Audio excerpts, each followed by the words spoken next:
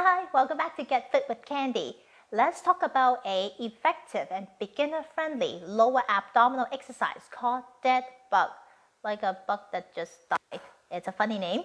However, it is very effective when done correctly. And I'm going to show you how. So the setup is really simple. You are going to lie down on the floor. Bring your feet up so that you have 90 degrees on your hip, about 90 degrees on your knees. Your hands are going to be both pointing towards the ceiling. So now all your limbs are up in the air. This is the position you're going to return to in every single rep. Next thing is that when your spine is in neutral position, there is naturally a little gap that goes behind your spine. You can see that I can slide my hand through. You want to tilt your pelvis so that that gap is no longer behind your back.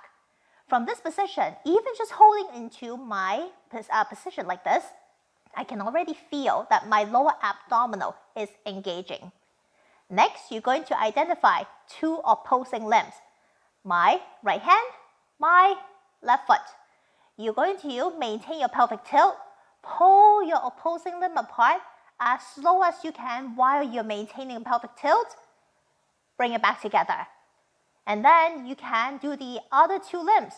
My left hand, my right foot, pelvic tilt, pull the two apart and bring them back to the center.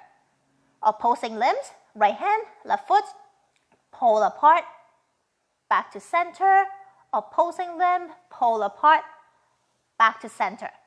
So, some common mistake. It's really easy to lose your pelvic tilt the further that you pull your limbs apart. So don't be too hung up on how low you can pull your limbs apart, but rather how long you can maintain your pelvic tilt. That's really important because for a lot of people who first try learning this exercise, instead of feeling your lower abdominal engaging, they start to feel really achy in the low back. Whenever you actually start to get that feeling, that means that you already lost your pelvic tilt. You are relying on your low back to support the weight of your limbs. So take a break, get yourself set up again before you try again. Now, some common mistake that I see is that for a lot of people, as soon as they lie down on the back, they find that it's very disorienting. It's hard to tell apart which is your left arm, which is your left leg, which is the right leg, which is the left arm. So, two options that you can try. One is to wear something that's visible to identify opposing limbs. Let's say you have a bright scrunchie on your right hand and a bright scrunchie on your left leg. Then you know that when you're moving the two limbs with the scrunchie, that is the two limbs that you want to move together, or the two limbs without the scrunchie. That's one method. Second one that also helps is that get a friend to help you.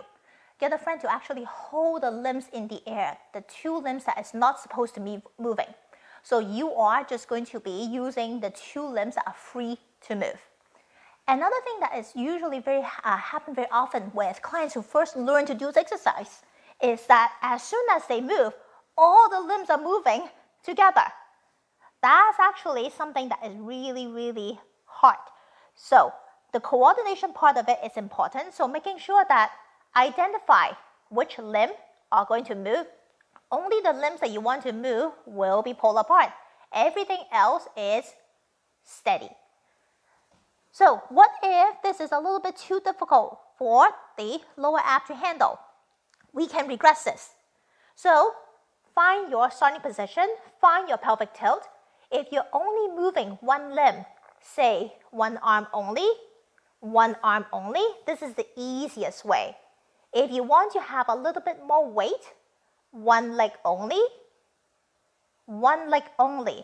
That's also going to challenge your lower abdominal the same way. Once you feel that you are very proficient with using one limb, then you can put the two limbs together for your dead bug. So, I hope you have a chance to practice this movement sometime this week. Let me know how it goes. I would love to hear from you. And next week, we're going to come back and learn another new exercise. Bye!